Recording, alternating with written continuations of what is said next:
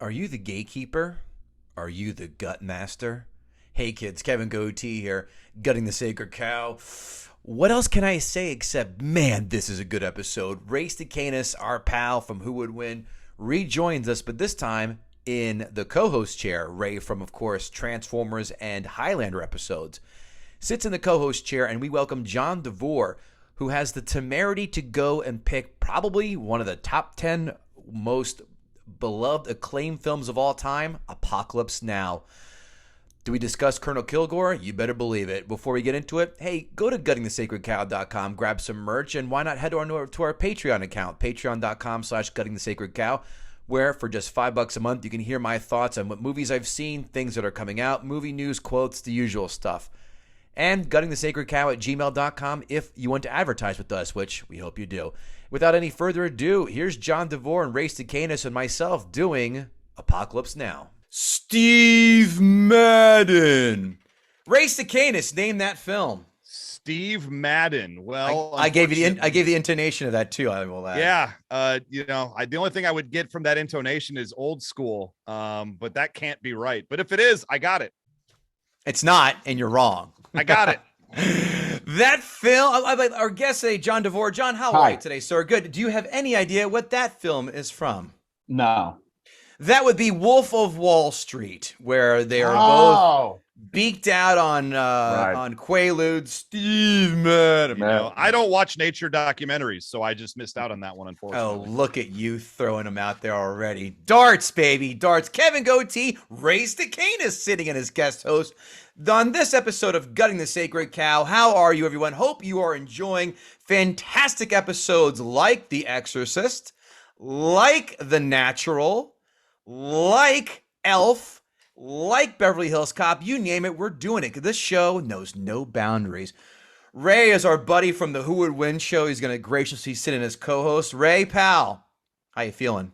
I'm feeling great. I just got to watch this 1970s movie called Apocalypse Now with an open mind, because I am prepared to hear what our special guest today has to say about it. I will say, and I do want to mention this right off the top because I will forget otherwise. In the Speed episode with Executive VP of Who Would Win, Brent Pope, there was a quote about Keanu Reeves, and nobody knew what was going on in that particular quote, question, etc. And I'm here to tell you what was going on, because this is great follow-up material in the month after that episode aired. And so y'all been waiting because you did not know. Keanu Reeves was a co-star of a video game called Cyberpunk 2077. Yes. And he went to E3. Nobody knew he was there. The E3 is a video game conference here in Los Angeles. Appeared on stage for that game.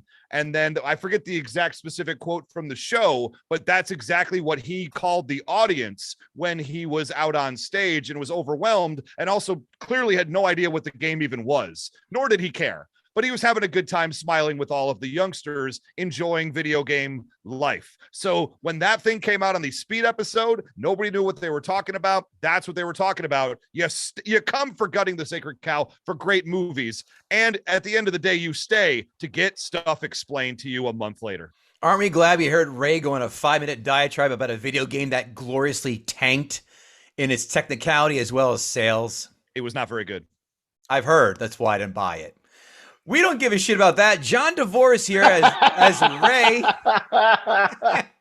As Ray has let the cat out of the bag, because that's my fucking department, and telling us that John DeVore has selected the 1979 film Apocalypse Now. But I love Ray's aggressiveness, his excitedness, everything about Ray we love, except for him being wrong all the time, which always cracks us up. How dare you? Which is true and gospel. John has chosen Apocalypse Now, which at the time in 1979 had a budget of $31 million. A lot of scatterol, as the Asian folks say. A box office haul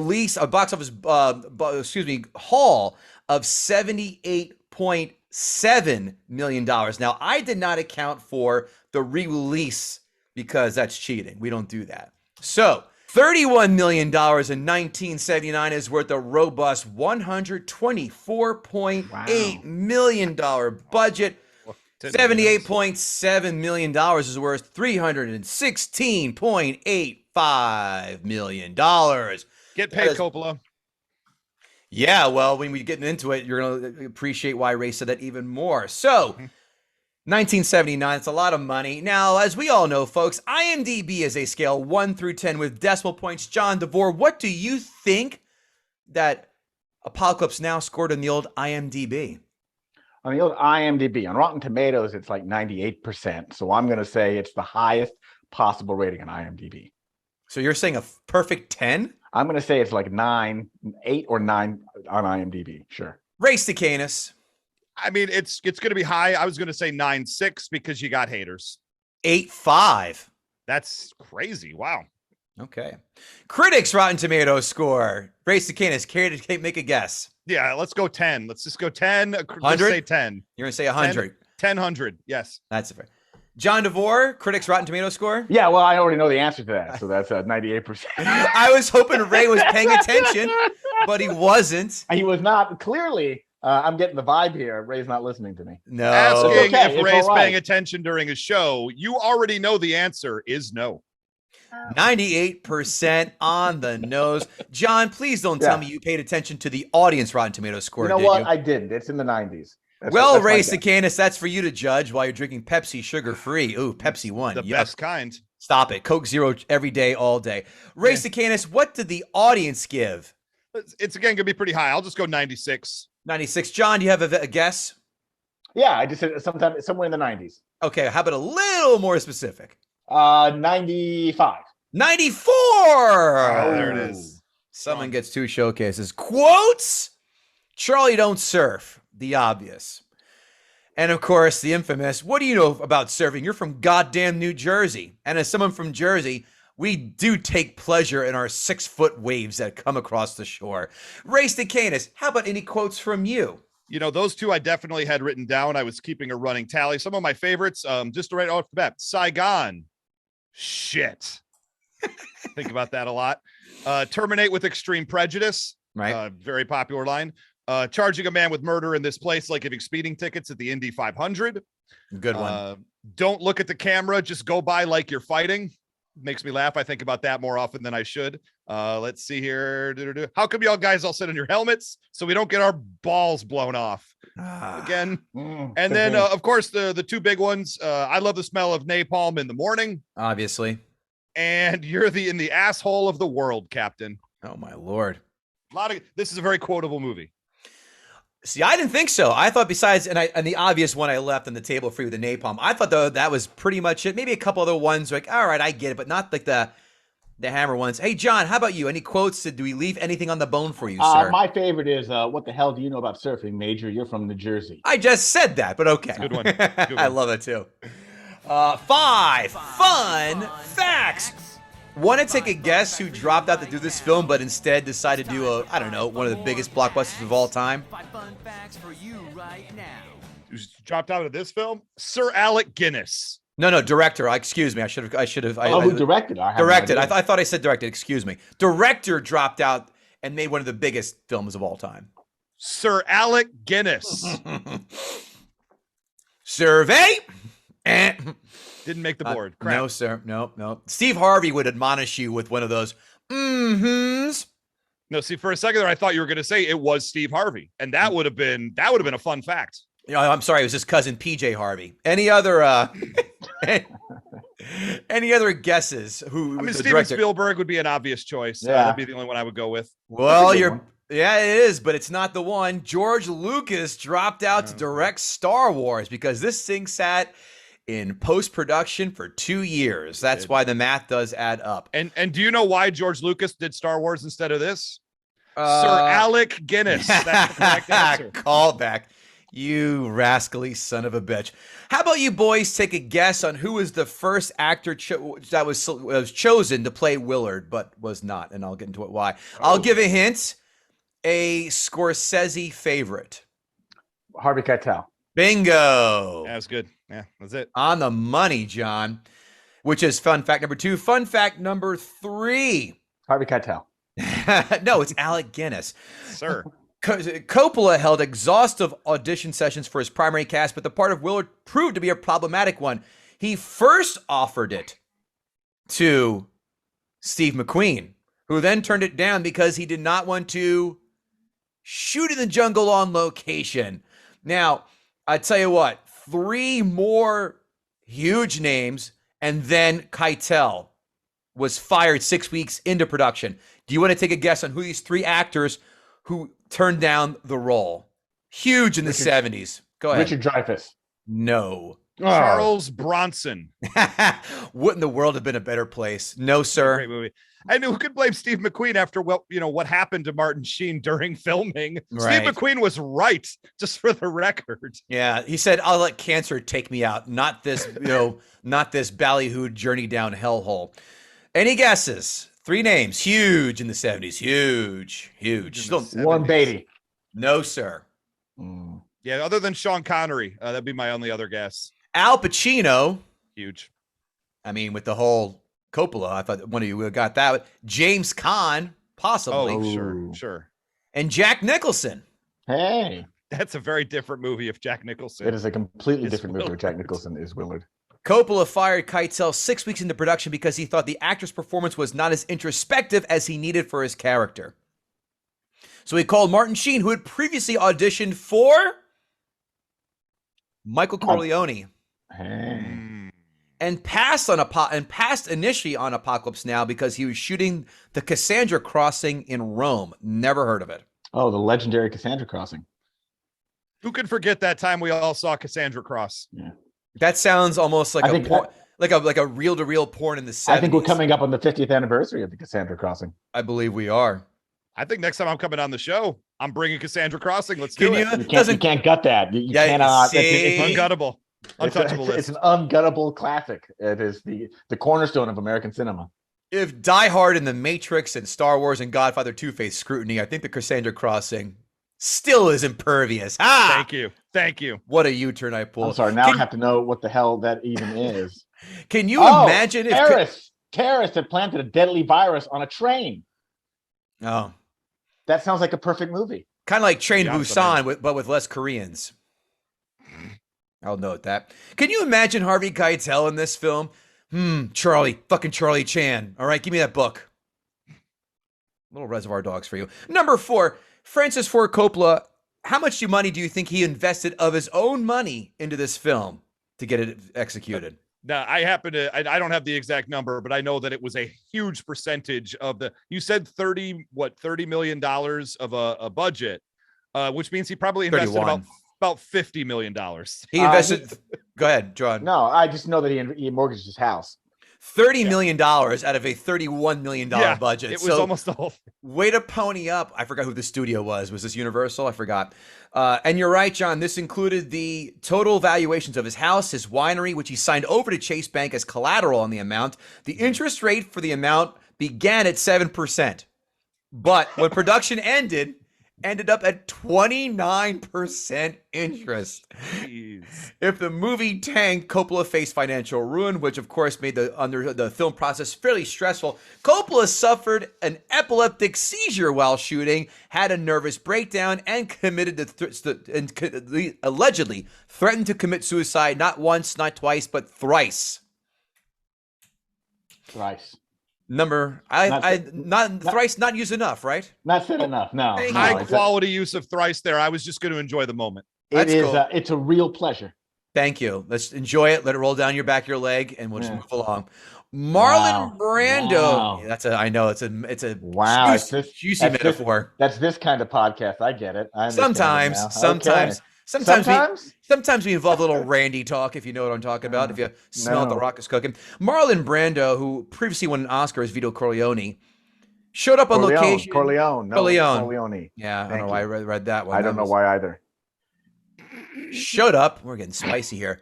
Showed up on location.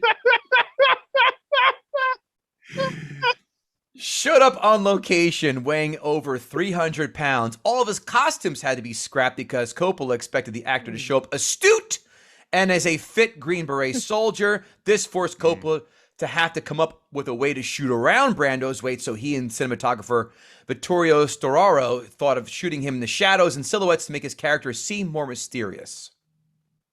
Love it. So that's kind of what Spielberg did with Jaws. Whoops, Shark doesn't work. First person. But no, we have a morbidly obese man on set. Whoops. Let's throw him in the shadows, make him look a little The problem is that one of those two is an overly large thing that flops, and the other one is Jaws. Thank you. Zing! And this is where Ray goes, waka, waka, waka. Burning flame. So it's now time for our fans to get in on the fun and ask a gutter. Of courtesy Brando Oglesby at Newark Night. Do you think Apocalypse Now should have stuck to the original war in the Congo or Vietnam? That is a great question. I saw that on Twitter when you put the call out. It's actually a really interesting question, and it's one of the reasons I think Apocalypse Now is garbage. Because those fancy boy film school guys, they went to, they basically wore Vietnam like a costume, right? I mean, Apocalypse Now doesn't have any real, authentic, genuine commentary about the Vietnam War. It's basically just aesthetic. And why I think they should have. I would love to see Heart of Darkness shot with that same intensity in, like, what is it, 19th century Congo, right? And address the colonialism, which Conrad sort of flirts with in the book, that Coppola completely ignores. Coppola, his main statement, Apocalypse Now, is war is hell, which it is. That is a universal, profound human statement. Humans do not learn that, but it is still kind of a facile sort of statement, especially since he basically exploited Vietnam to make this movie. I like that question because it really does get to the thing that annoys me about the movie, is that it's not actually a movie about Vietnam. Excellent. Not in the way that other better movies are. Full Metal Jacket, Platoon, most specifically, even a movie like We Were Soldiers, First Blood. Which is a phenomenal movie that should be rewatched. It's a deeply political movie, and it's very much a movie about veterans and trauma in Vietnam and America in the late 70s. Noted. Yeah, I really think when I think of one movie that to me encapsulates the fighting in Vietnam, it's obviously Predator. But let me look. Predator references visually jungle warfare in Vietnam, and you have to imagine that these dudes cut their teeth in Vietnam. But it's a monster movie, and it's a great monster movie. Apocalypse Now is pretentious, and it's pretentious and disingenuous because it wants to be a movie about Vietnam, but it's not. Well, let's see if John can gut the sacred cow, because you remember the old saying, Ray, if it bleeds, we can kill it. Second half of that question. Also, what war do you think has the best films made about it? Second half of Brandon's question. I mean, another cliche, another great question. I would say in American cinema, there's two basic war movie genres, and then smaller ones, right? There's the World War II picture, and then there's the anti-World War II picture, which I think is the Vietnam War movie. Right, a movie about Vietnam is about all the complexities of war. It's sometimes anti-authority.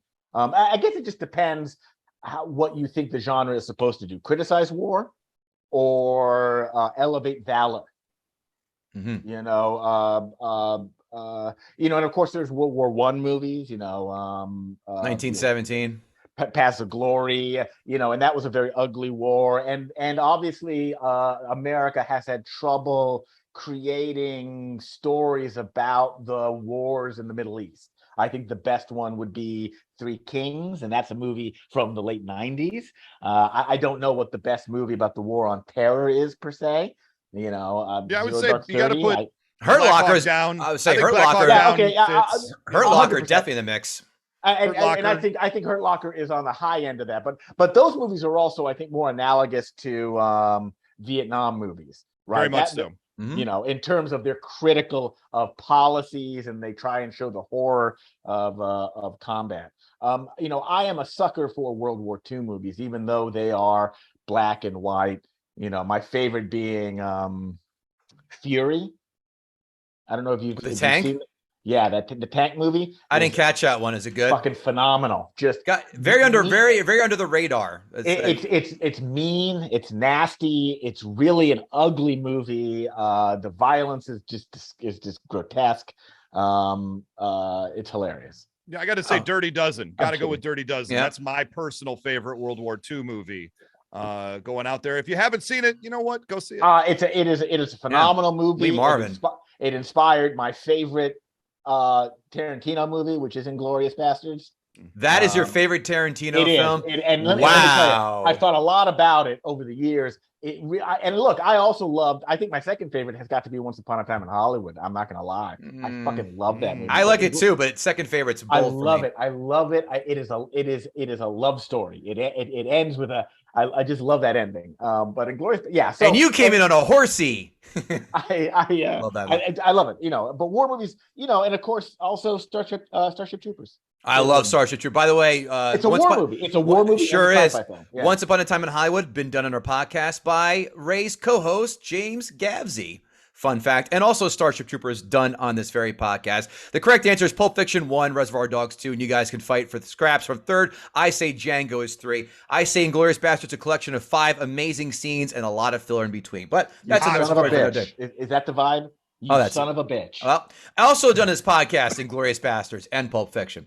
Next question. Let's move things along. Who would rock the Lieutenant Kilgore's hat better, myself or Kevin Israel? But I'll allow Ray to jump in that and said, who would wear the Kilgore hat better, me or you? The answer is, to me, it's very obviously Kevin Gootee would wear the Kilgore hat the best, because I could see those little straps just hanging down there underneath his chin. Yeah. And also because I'm much taller than Kevin, the wind is a lot stronger and would blow the hat off of my head. Are you taller than 6'2"?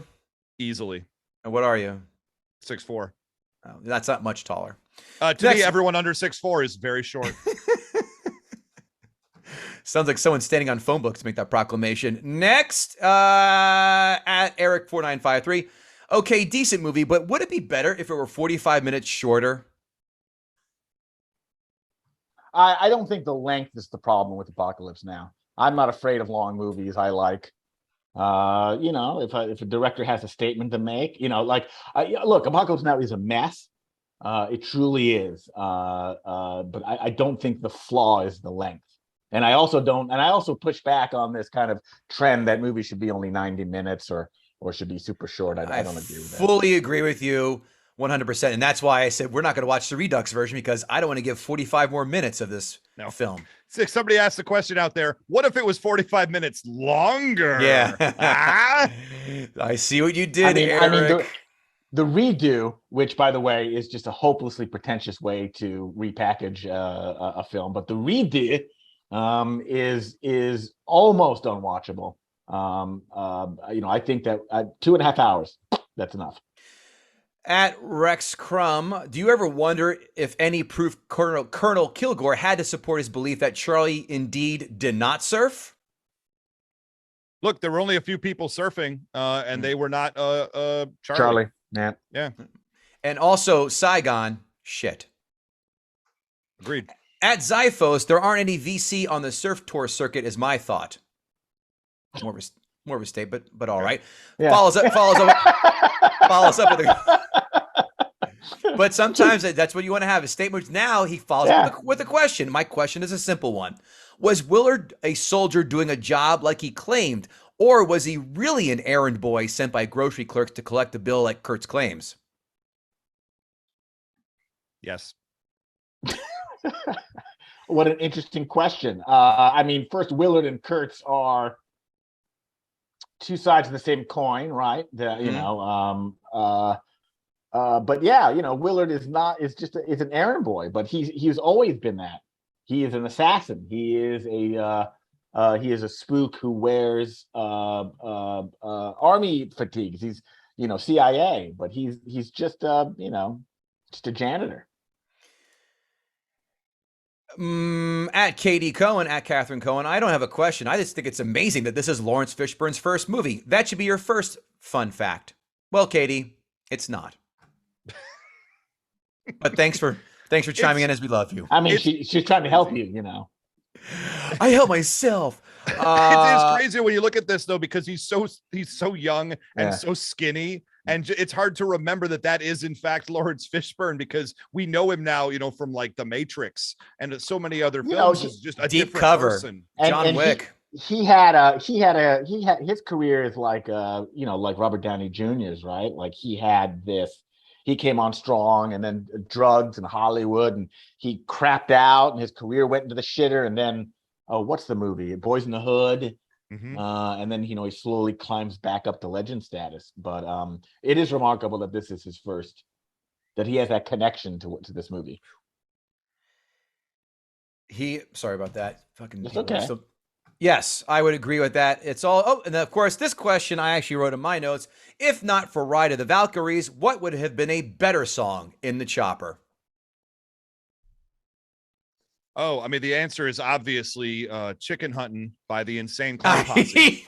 It's in here. It's in here. If you could see my green screen. I would say ABBA's Dancing Queen. Mm-hmm. I have a few.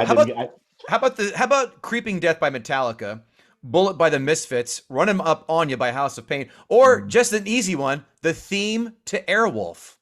Okay, now you're winning. You're winning that one. Same. Yeah. Say that one for last. I didn't do the rule of three. I said, all of those I think are predictable. You need something like Disco Duck.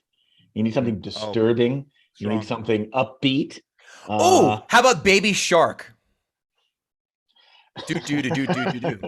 Yes, I would not want to hear that to be the last thing I hear as an M60 turns me into ribbons. People are begging for that before they say, "Please play Baby Shark just one more time." I like how you're time jumping here too. I am. If you were in a bunch of helicopters going over playing Baby Shark, there is a not 0% chance that the enemy just kills themselves, or just start booging right in those rice paddies. You never know. Could happen. That does it for Ask a Gutter, gentlemen, and our fans. Thank you for your attention. Ray, I think it's time to let John out of his bamboo cage of that POW hellhole camp he calls Apocalypse Now, and let's have John come to the sacred cow. Wow. You're just fucking with me. You guys couldn't even rehearse that, could you? This is Ray's first appearance in the co-host chair. He's just trying to be obstinate. How is he doing so far? About a 2.5, but there was room. I wanted it to be authentic to the standard Gutting the Sacred Cow experience. No, Israel was not as lagging as you are in that sense. He was about a half second too late. Who cares? John, the floor is yours. All right. So I rewatched this as well. And I've watched this movie so many times. I've watched it sober. I've watched it out of my mind on LSD. I have watched Reedy. And so my criticism is going to be just a little high-minded. Apocalypse Now is what I would call one of the 3 sacred douchebag film bro movies. And these are dudes, you may or may not be familiar with them. These are bros that love movies. And we've got Apocalypse Now, we've got the Fight Club, we got The Matrix. These are the 3 films that I think that most guys will all agree are fucking awesome. You forgot Step Brothers.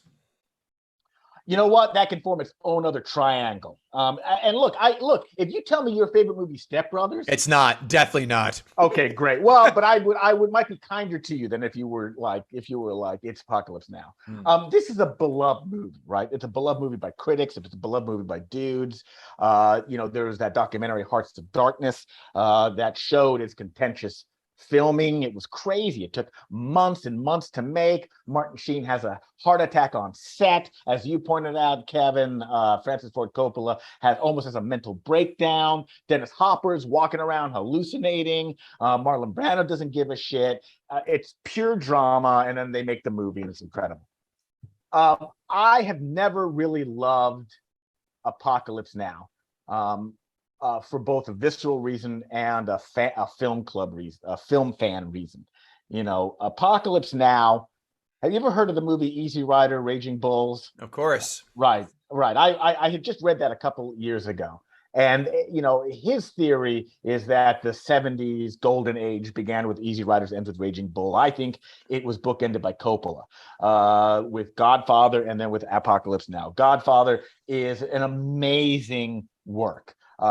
Cool, atmospheric. It took a pulpy novel and turned it into Shakespeare, an incredible film. Fast forward 7-8 years, Apocalypse Now is a pretentious film school brat mess. It is all atmospheric, different tones, and it is what it is, which is a bunch of millionaire hippies going into the jungle, pretending that they were in Nam, and losing their minds. It is an inconsistent movie. And it is, to me, like one of the most unforgivably pretentious movies of that era. And that's, so I'm going to claim that the 70s golden age ended with the excesses and self-indulgence of Coppola on Apocalypse Now. So it is not the perfect film. It is not a movie. It is a movie that should be watched and graded on a curve. Guys who love it, I think you really have to ask yourself why you love it. What you love is that helicopter scene that's in the end of the first act, because it is thrilling and it's great. And it's a time when a Hollywood set's like, you know what? Let's find 15 helicopters and let's put our stars in those helicopters and let's fly around. It's a great scene, but the movie itself is inauthentic. It's not genuine. It doesn't take any political risks. It's basically like a Vietnam drag show. It wears the jungle like a costume. It really falls apart when you investigate it on that level. So that's my core sort of thesis about why it's just overrated. And what specifically makes it overrated in your book? This is why I'm going to try and break down. Because it's a collection of images. It's a collection of atmospheres and tones stitched together around this one Heart of Darkness narrative. And it is not a complete and whole vision.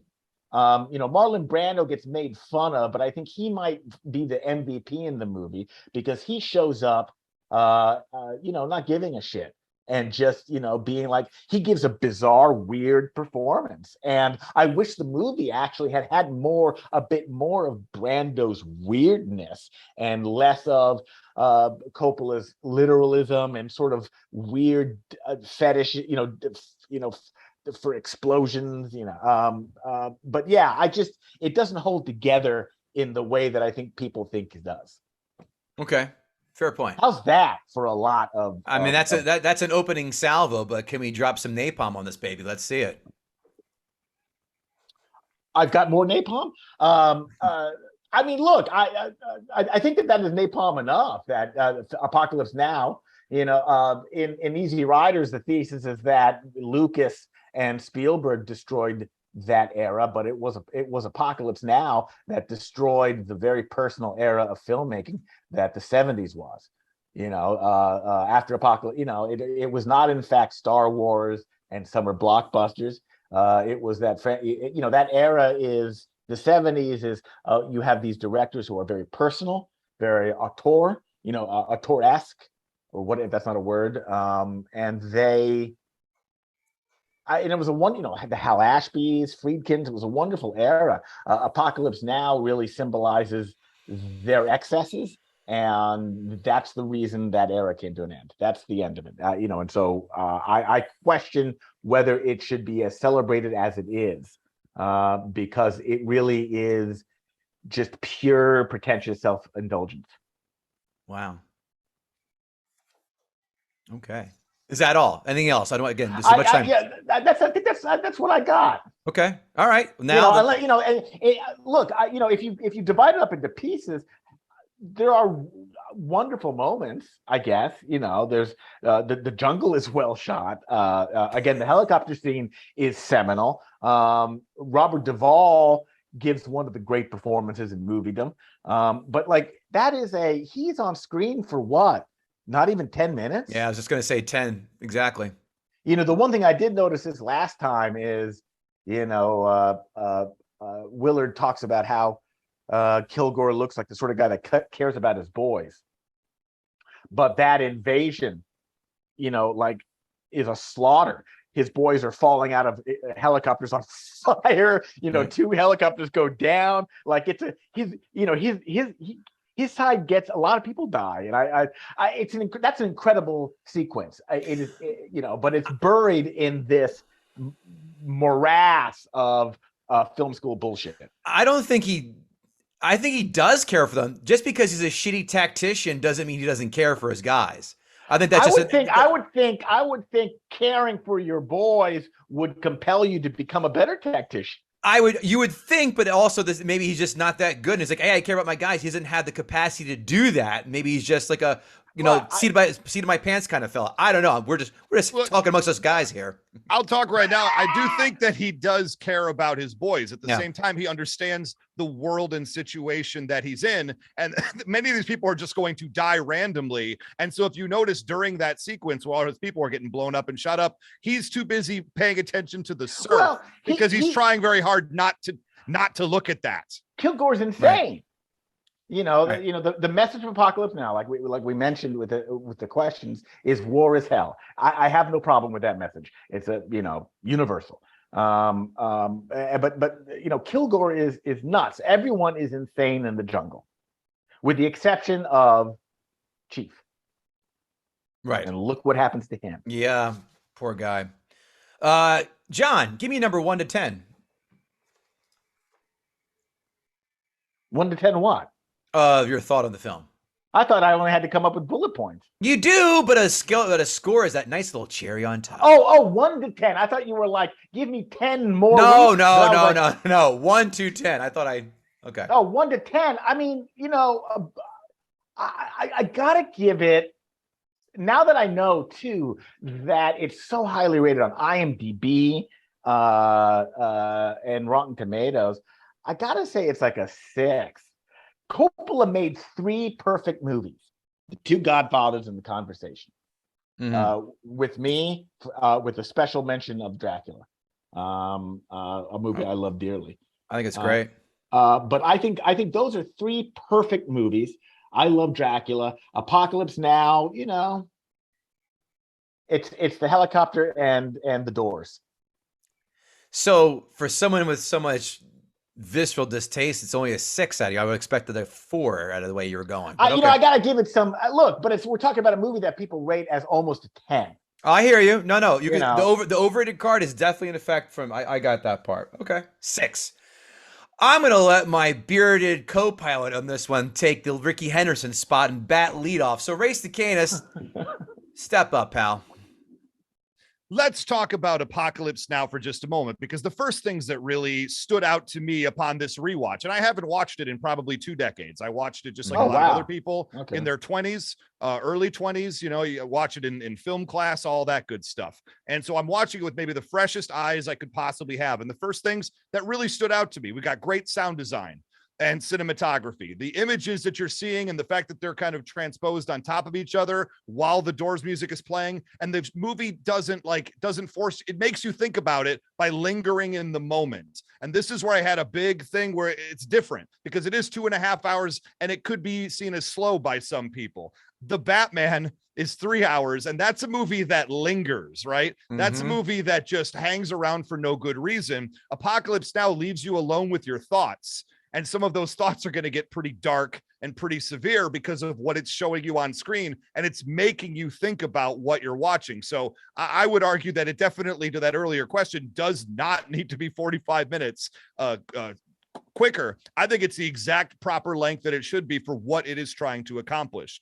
One of the big stories about it, obviously, the effects of PTSD, which were just starting to be talked about in popular culture. Rambo: First Blood being, obviously one of the first examples I can remember that wanted to deal in the subject. And that opening scene with Martin Sheen in the hotel room is just gripping. You don't know where it's going. There's no words being spoken. You're just watching him have problems with a ceiling fan of all things, triggering his a helicopter, crashes and explosions and everything. Amazing. And he really cuts himself in that scene too. He actually cut himself on the mirror when he punched it.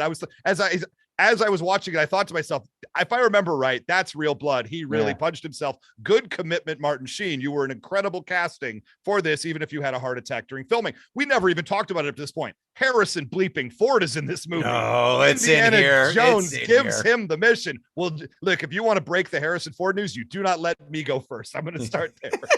He's in the movie. He's fantastic. He's weird. He's weird in this movie with all the extra, That's Harrison Ford's acting in this movie in a nutshell. Normally I would hate it, but I love it because it's, let's face it. It's I got news for you, Ray. that was also his acting in Return of the Jedi, because he mailed that shit in that one.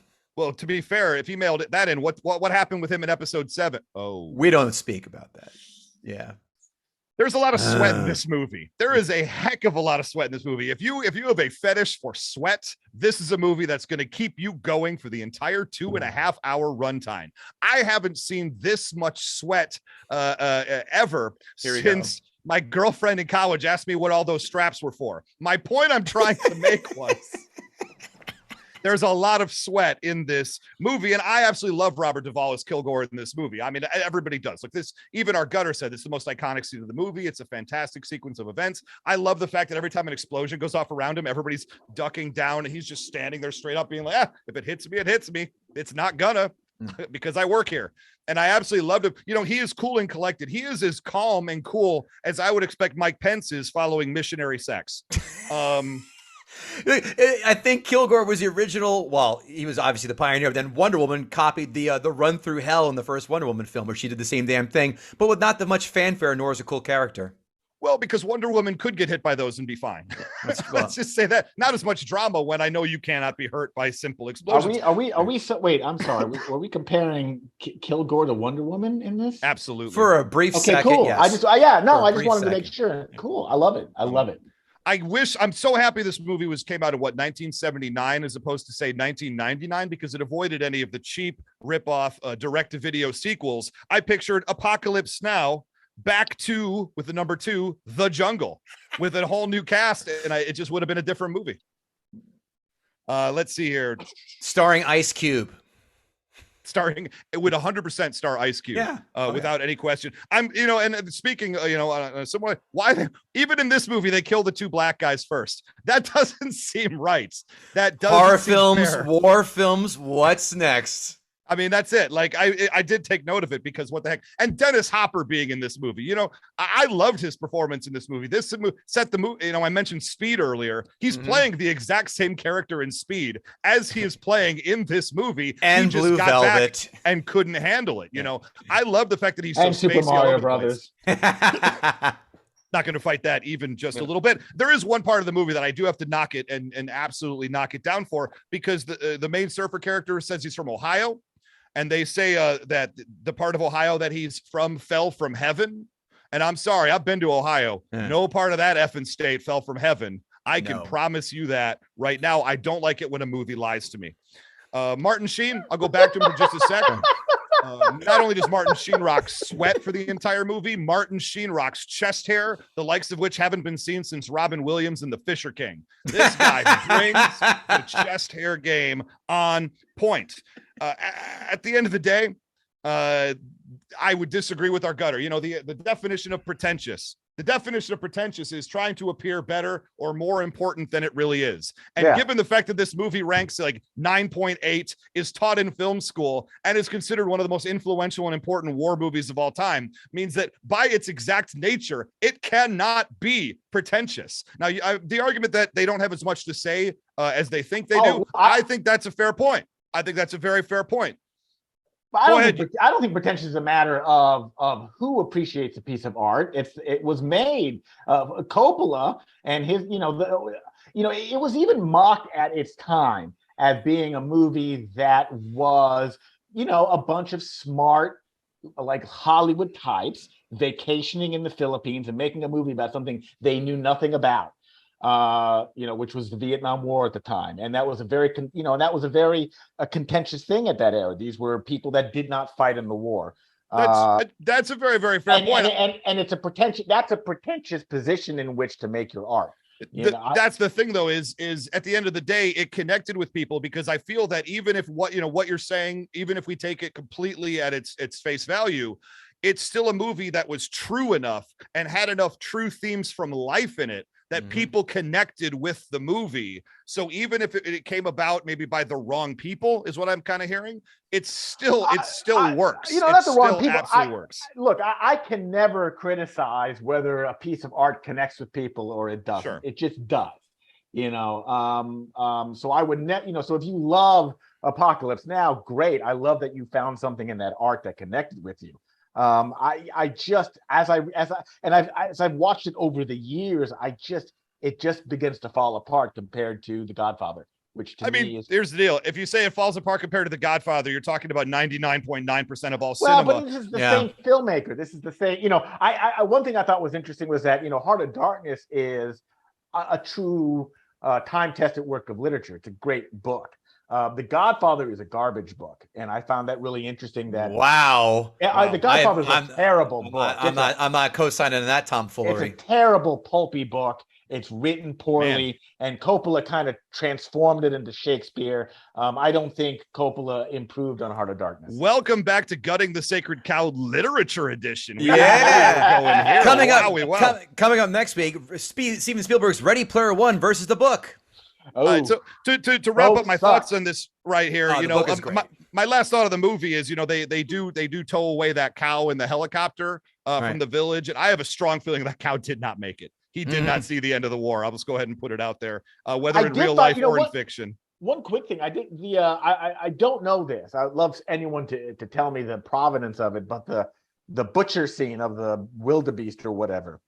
That's a real dead animal. But I'm just wondering, is that B-roll? I just wondered, did Coppola documentary style? I'm just curious where that came from, because you just don't see. I think that gets answered in the documentary. I think it was the caterer. I think the caterer was preparing some prime rib, and they just said, "Let's choose this action." Really? You would have found out in the 45 minutes of Redux, guys. We would have watched that shit. We would have watched him. We would have watched him fricassee that carcass. Next week we'll gut Apocalypse Now. We did. There we go. And so last thoughts, you mentioned the Holy Trinity of douchebag movies. It's crazy because I do think Apocalypse Now is an excellent movie. It spoke to me. It spoke to me again now, even with more clarity, even with more resonance than it did when I was much younger. I just understand things better now. The other two movies, Fight Club and The Matrix, I think are total dog shit, both of them. So it's very funny to hear you I was like, what are the other two he's going to put on there? And oddly enough, I hate both of them. I've just heard those three over the years, just as I agree.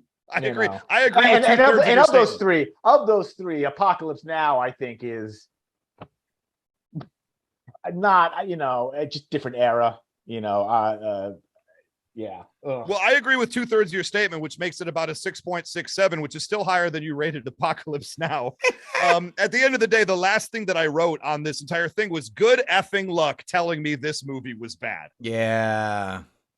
That was my final wrapping up thought. And your number 1 to 10? 9.8. This is one of the top 10 most important, impactful, well-crafted movies of all time. Even after the gutting, and you know what? I knock it down 0.2 from the 10 I probably would have said before you did your gutting. There's just too much there for me to I resonated with this movie more than I resonated with your points. I would say that. What did you like about it? What were you resonating with? The whole thing is, as I said right off the top, the sound design is masterclass. Okay, so the cinematography is masterclass. The emotions that it was making me feel, even now knowing that's what I'm curious about. What were the emotions? Because look, is it a technical? Is the cinematography incredible? I mean, when the napalm blows up it's amazing. But what were the emotions that stirred in you? It was a lot of isolation. It was a lot of solitude. It was a lot of just, I'm not safe here, and wondering, even though I knew what was going to happen to these characters, it was still feeling for them and wanting them to be okay, but knowing deep down that even if they got out of this mess, they were not going to be okay. You get receipts. Nah, it's not bad. Okay. 9.75 and a 6. These notes brought to you by guttingthesacredcow.com. And of course, guttingthesacredcow@gmail.com. If you have not yet done so, for the love of Christ, leave us a 5-star rating, 2 or 3 sentence review on your podcast platform of choice. And while you're at it, go check out episodes that have been done, like the aforementioned Fight Club and the aforementioned Matrix. By the way, Fight Club is very overrated, but I love The Matrix, so you're both wrong. I have not rewatched Fight Club since the late 90s. I did for this podcast, and my thoughts have remained the same. Notes, the opening scene of napalming a forest, by the way, was B-roll they used. They said, this is great, let's use it at the top, and they did. I would love to napalm a Little Caesar, so Race to Canis is forced to try pizza that is in a deep frozen manila folder with tartar sauce on it. Those are fighting words, sir. Yeah, I know that. That's why I threw it in there at the top. Is there any chance that Martin Sheen would have thought his son Charlie Sheen would end up on a bender as long as Colonel Kurtz went on? No one showed up to kill him. No. Life did, and he's fucking stood firm. Tiger blood, baby. If you hate the Doors or LSD, this film is not for you. Ever break a mirror while doing Tai Chi in your underwear? Nope, but I did leave a backpack in San Diego. I bet Ray breaks his fair share of mirrors after co-host James Gavsey dunks on him on who would win every week. That's not why I break the mirrors, though, Kevin. Harrison Ford gets a double-wide trailer as the CEO. He should, because he's the goddamn pilot of the Millennium Falcon. Colonel Kurtz is... Well, I'm passionate about Han Solo, just like Ray is. I think you have a lot of feelings inside. I mean, Empire and Star Wars. We'll stand side by side and slay anybody. Has anyone gutted Empire?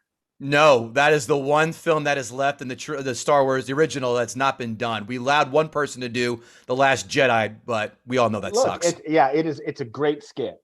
Yeah. Empire. I would rate Last Jedi higher than our gutter rated Apocalypse Now. Fighting words. By the way, the worst one is... I'll defend Last Jedi. Episode 1 is terrible, and The Rise of Skywalker is the second worst. And then we can start a discussion from there. Colonel Kurtz's recordings sound like you're standing next to someone at a Fish concert having a conversation with themselves. That band is terrible, and their fans are equally... Thank you. I wish Leonardo DiCaprio's penis would give as an intense voiceover read as Martin Sheen does in his film when Leo does his autobiography audiobook. When Barbara Fowley turned 24, she was sent out like a deadbeat dad going out for cigarettes one last time. I think I captured the tone. No, you worked for it, and I think you got there. I think so. I'll get it there in the next one if I didn't get there then. Lawrence Fishburne is the same age in this film as his daughter was when she started porn. Oof. Zing. Buddy, I come these arguments heavy. You know what they say? Is it a zing though? Yes. I think Okay. So. Zing okay. on zing. It's a nice exclamation point here because we're getting into the good stuff. I would love to see Ray Stacanis in boot camp. I would pay for that. I think if I had to pick one person in a film that he would resemble, it would be Jake Busey in Starship Troopers. There's no argument coming from this side whatsoever. Especially the neon violin. The space violin. Can you imagine being in war now and having a camera crew talking to your soldiers? They'd be breaking that fourth wall and dropping their socials and YouTube channels while bullets whiz overhead. Go to thesacredcow.com. It does add a new meaning to TikTok boom. Oh, look at you. There's that train, never late. Funny how they use playing cards in this film for the bad guys, and they use playing cards for Al-Qaeda 30 years later or so, 30 years and change later. The flight of the Valkyries scene is fucking great. I mean, that is just 101 and just cinematic, always ingrained in your mind moments. I think I'll put that song on tonight before I jump on The Wife. That's a new little playlist we'll add. I wrote down what ICP song would Ray play while piloting a helicopter to let him know he's coming. So, look, you know me very, very well. I do. God damn it, I love Robert Duvall almost as much as I love Gunnery Sergeant Hartman in Full Metal Jacket. Almost. He's Arlie Ermey destroyed. I mean, they're both so. Arlie Ermey had way more screen time. That's why I give him the nod. Well, I like Arlie Ermey, but Arlie Ermey would have ducked. That's all I'm going to say. A jelly donut. No. The cinematography in this film is out fucking standing. Battle scenes, night scenes in the jungle, meeting up with Brando in the end, A+. This is the mantelpiece if you're going to film school for that.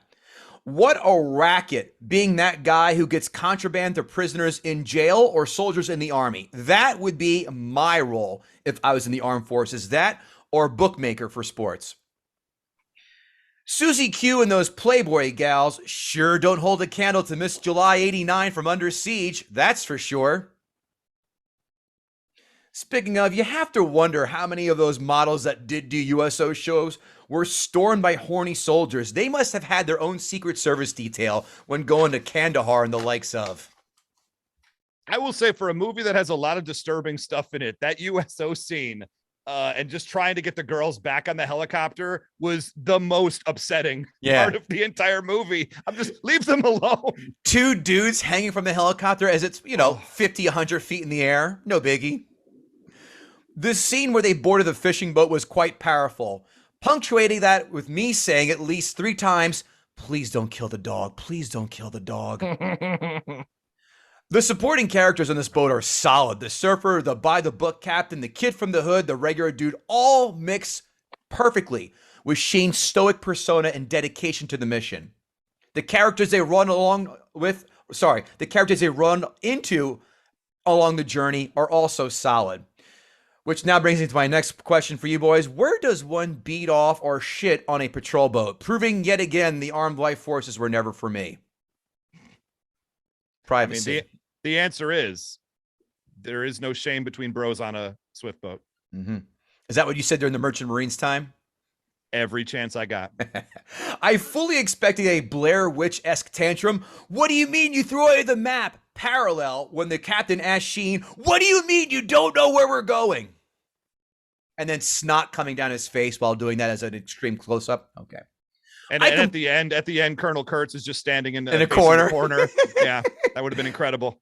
Boy, I completely forgot Dennis Hopper was in this film. I, too, have not seen this film since I saw this in college. I might have caught it on cable 10, 15 years ago, but I completely forgot Hopper was in this. I would love to see a drug-induced, well, just call it a Tuesday, Dennis Hopper take on a Tuesday afternoon Charlie Sheen. That is the celebrity death match we were owed but never got. Mm-hmm. Dennis Hopper is someone you would have to have a conversation with in real life, but after 4 minutes, you're eyeballing the nearest exits. Yeah, he's one of those guys that you feel like you'd want to talk to. Mm-hmm. And then as soon as the conversation got going, you would think to yourself, what have I done? So it's him, it's Gary Busey in that Mount Rushmore, and I'll think of 2 more by the end of the show.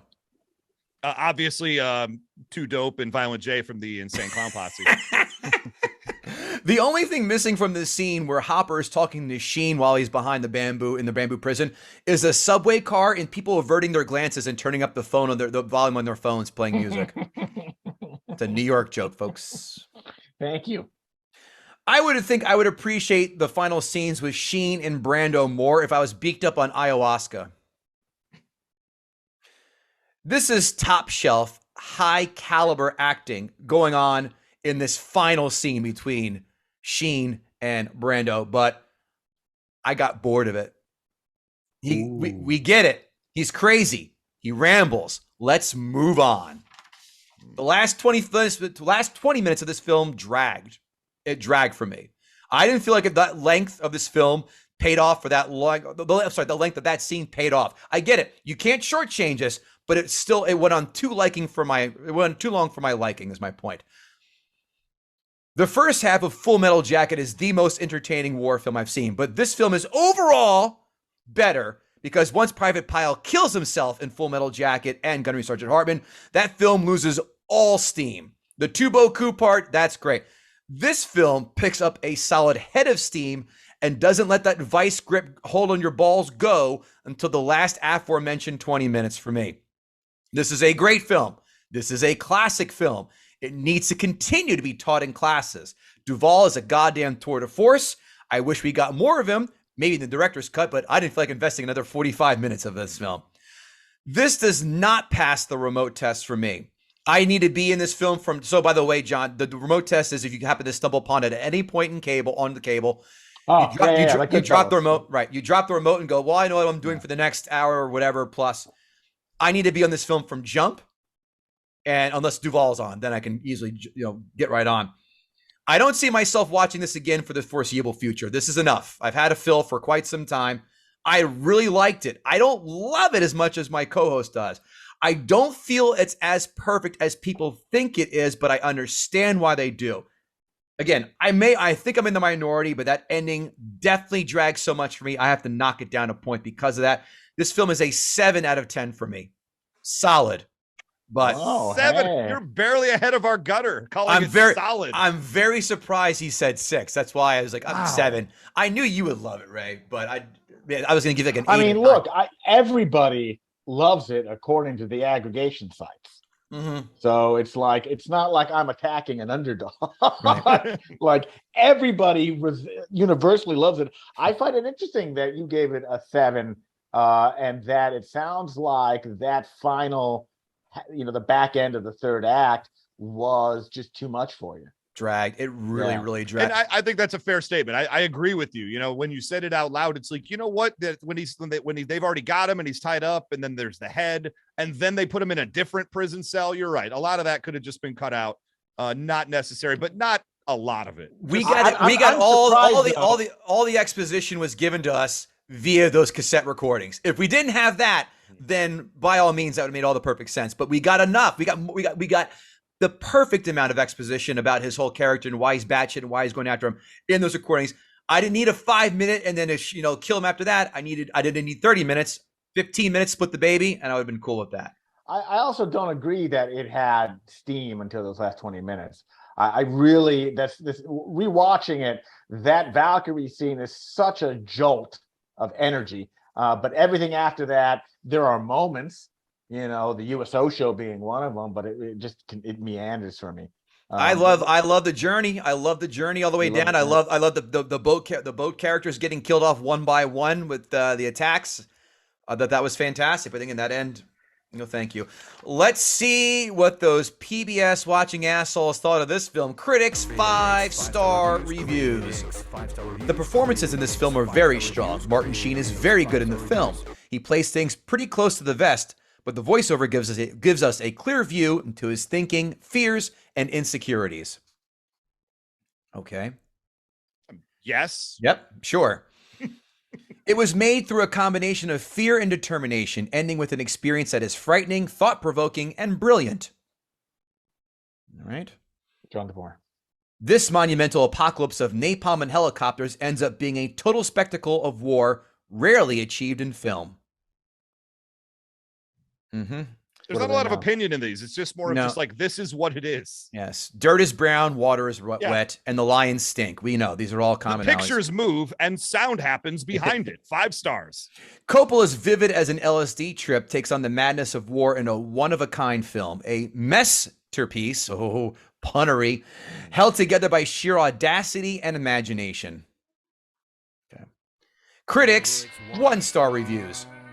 Coppola said he wanted to get to the moral issues that are behind all wars, but I think he has done no more than demonstrate the obvious that in Vietnam, we fought a bad war. Hear, hear. This says absolutely nothing to me, that review. I mean, it's exactly what I would. There's no commentary. It's not about the Vietnam War. They just exploit it. They exploit the iconography of the war, and they don't make any commentary of it. And that was the defining event of life in the 70s. But this was his journey. It wasn't a portrait of the war. It was a story of Kurtz. It was a story of Kilgore. It goes back to one of your fans' questions about the Congo, that it doesn't matter where he sets it then. And so, in 1979, it's like, he made a movie about 9/11 8 years later and didn't even really comment on 9/11. Oh, and wow. then, I thought you were going to say a movie about 9/11 in 1979. Yeah. It would have been a very different movie. And again, but starring still Nicolas Cage as World Trade Center. Yeah. Next one, it's the cumulative effect generated by mixing richly portentous imagery with absurdly portentous prose, starkly portentous sound, and flatulently portentous music. I think, unfortunately, portentous is the pilot who died assaulting the Death Star in A New Hope. I thought portentous was the guy who crucified Jesus. Yeah, I was going to say Pontius Pilate. That's cute. And I love Ray bringing up good old Porkins on his final run. I got you. You're going to have an overweight character. You call him Porkins. That is, come on, George. Come on. How do you get in that X-Wing? A lot of butter and Pam? Amazon 5-star reviews. I am a Vietnam vet, 1st Marine Division 6566. I had to watch this film because I was watching another war film, and it seemed so out of touch. I still see a VA shrink even today. Nam left a big impression on me. This film let me feel the intensity of the dark side, of which it actually was very comforting in a sense. I've been told by different therapists to bring it all to surface so I could deal with it, but while it is buried so deep that no one should else to hear about what the dead and dying have to say, they would not understand. I am actually writing this for me, and if you care to disbelieve, then so be it. Signed, former NBC anchor Brian Williams. He says he went to therapy. I feel like that review was his therapy. I was just going to, someone saved a copay, but I forgot the VA is free. Next one. She wanted movie. I got her movie. Oh, a caveman review. I was just going to say. Fire burn. If you're someone born after 2000 and you've never seen one of the greatest films of all time, put down your iPhone for 3 hours and watch. I got to tell you, that might be the perfect film. That's incredible. Is that in the New Yorker? Because it should be. Yeah. I would only say that if that person had gone on for a second paragraph, there is about 100% chance they would use the word woke somewhere in there. Mm-hmm. and his handle be whatever boomer 04. Coppola gives us war, ego, jealousy, lust, insanity, and a mission for the American army as directed by the CIA. If this film unnerves you, it is because you still have a conscience. Wow. Signed, Jiminy Cricket? No. I bought this for my husband, and he liked it. Unlike her souffle, I bet. I like the actors and this particular film. You know what? That's a wholesome 5-star review for Apocalypse Now. They did a good job. I like the drive-thru reviews. Quite simply, the best war movie made ever. Period. Wow. Yeah, that's been said. Many times, many ways. Amazon 1-star reviews. By the way, I'm going to go back for 1 second. The critics' 1-star reviews, only 2 of them on Rotten Tomatoes. I was surprised you found a second one. Those are the only 2 they had. Amazon 1-star reviews. I tried to watch this movie a few times and gave up not too far in. This time, I watched it all the way through. Good for you. I am not sure what kept me watching other than the fact that this was supposed to be a classic. Turns out it was a classic waste of my time. Hey. This film was not worth the 1 star I gave it. They had me in the first half. I'm not going to lie. Yeah. I don't like the fact that I am paying for Prime Video and still have to pay for old movies. Not right. You know what? Absolutely. Yeah, I agree with that 1-star review. I really never understand why this movie became as popular as it was. It's one of the most boring and uninteresting movies I've ever seen. The intro is strong, then it devolves into an hour upon hour monologue as Martin Sheen rides a PBR and comes across the underwhelming end of the movie. Signed, Sergeant Slaughter. Well, if it was Sergeant Slaughter, you'd have to have shouted the entire review, please. And that's an order. That's how you would have ended it. Yes, sir. Dumb move on my part is it is ridiculously melodramatic and pretentious, and subtlety seems a word that is not in Coppola's vocabulary. Had I realized that I would suffer Dennis Hopper once again, imitating a psycho and praising Marlon Brando's character to the skies, despite the lack of evidence that any praise was warranted, I would have not wasted my time. Had I realized Brando would not be reading aloud, not reciting, as Hopper's character claimed, just a point of accuracy, given that either one is equally stupid, end of the parentheses, T.S. Eliot's poetry and seeing the broken record with the horror, I would have recognized it immediately as pretentious tripe. I think Dennis Hopper stole his girlfriend at some point in college. That's what I think. If you were born after 1991 like me, do not watch this. I purchased this film to catch up on the classics I missed before I was born, but this movie is too painful to watch. Signed, Sofia Coppola. This movie should have been cut in half. It's akin to watching a Dragon Ball Z episode where they take 5 minutes or sometimes an entire episode to shoot one fireball. Get on with it already. Written by Ice Cube. Okay. I will say, I really did think I was going to go this entire episode without hearing Apocalypse Now compared to Dragon Ball Z, but I would have lost that bet. Every time. Every time. They get me. Sometimes when you play the long shot, it pays off, Ray. Speaking of Race Canis, You're saying that as somebody who made at least 3 separate Insane Clown Posse references on this one episode. My over-under was 4.5, and I had the under minus 175, so thank God we clocked in. I got time still. Ray, did John DeVore in his picture of Vigo the Carpathian behind him gut the sacred cow? I will say I bought that at a fucking like a street fair in Brooklyn because it had Vigo the Carpathian vibe. You like that? And every night I stand in front of it naked, hoping it will talk to me and become me. All you need hasn't happened yet. All you need is some pink slime, and you'll have a happier day. Scratch. I hope that you turn this into one of the social media videos because there is nothing better than a visual joke on a podcast. I will. This definitely makes a cut. Racing is that John DeVore got the sacred cow. I will say he brought some points that I had not considered and definitely intellectual points.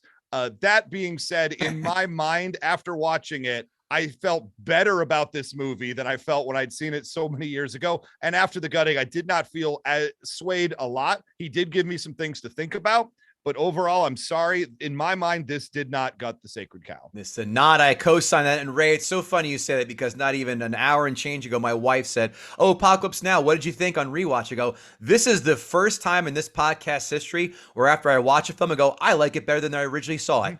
That which is an absolute shocker that was the case. John DeVore, you've been a pleasure. You've been a daisy, as Val Kilmer. Yeah, absolutely. You've been a daisy, as Val Kilmer would say in Tombstone. Why don't you tell the fine folks what you're up to, where we can find you, and all that good jazz? Well, you can find me, of course, on Twitter, where I tweet emotionally about pop culture and politics every day, 24/7, at John DeVore. You can also visit me at my blog that I run over at medium.com/humongous, spelled like Lord Humongous from Road Warrior. Mm-hmm. Hell yeah. And I write about masculinity, pop culture, movies, TV, and my feelings there. Oh. I just watched Sideways. And someone must have had it some Merlot. Because I wanted to bum myself out. It is a bummer of a movie. I love it desperately. You have to watch that film to wash the taste of Thomas Hayden Church out of your mouth after Spider-Man 3. That's for sure. You know what? He could have been. When watching the last Spider-Man movie, I was really like, could you not get him? Could he not? Like he didn't appear. He was just CGI. I was like, could you not get? Was he busy? Maybe. You can't afford the church, man. The tithe is too much. Can't afford the church. Yeah, that's a tithe. Oh, you said that was good. That tithe. That's good call, Ray. The wicker baskets made its way to the front, but no one put money in it. Ray Canis, how about yourself? What are you up to, pal? Well, you can always find me on the 2 podcasts. I run the Who Would Win show with the aforementioned James Gapsey, where we debate superhero fights in a fictional setting for comic books, video games, movie characters, etc. Or you can check out Knowing Is Half the Podcast, the G.I. Joe recap show, where myself and my 2 co-hosts, Robert Clark Chan and TV's Gina Ippolito, break down 80s and 90s cartoons and have a good time with that, featuring G.I. Joe, but not always talking about that. And the one thing I will mention as of when this episode will drop, I have written, produced, edited, everything else, created a audio drama. It's set in the world of Vampire the Masquerade because I like weird things, as you could probably tell. And we have the first 5 episodes of Reclaimed Detroit, a Vampire the Masquerade audio drama. They're going to be dropping starting at the end of July and going all the way through August. You can find it where you do your podcast, or check out me on Twitter at Almighty Ray, or check out that show on Twitter at Vampire Detroit. I would like to get as many eyes on it as possible because I think it's irreverent noir. It's going to be a little weird, a little fun, and I think it's going to be a good time for everybody who listens. It's a pretty profesh kind of a show. So go check it out. That would mean the most to me. Well, if it's a vampire story in Detroit, I had better see the likes of Axel Foley, RoboCop, and Barry Sanders in that fine article that you're in the story that you're writing there, sir. I don't want to promise that all 3 will be making an appearance at some point, so I won't. Oh, fair enough. KevinGootee.com for dates and shenanigans. GuttingTheSacredCow.com for all your needs. And merch like the shirt that I'm wearing right now that you can't see in the green screen. GuttingTheSacredCow.com for that. Ray has his Who Would Win shirt. Go stop on their merch shop as well. GuttingTheSacredCow@gmail.com. John, it's been an absolute hootenanny, as the kids say. I'm glad you did. I knew you would.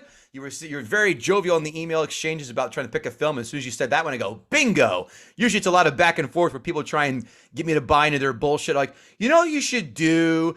How about we watch The English Patient? I go, no one gives a fuck if The English Patient gets their tits taken off. So let's try again. There's a lot of that. Not with John. One and done. I feel personally attacked by that exchange. Did you choose The English Patient, Ray? I would if I could, but then I'd have to actually watch it for the first time. So yeah, me too. Me too. That's it for now, kids. Thanks again for giving us an hour plus of your time every week. We thoroughly enjoy having you and listening to you all, you guys. And thanks again for popping on the Ask a Gutter. We'll see you soon. Take care.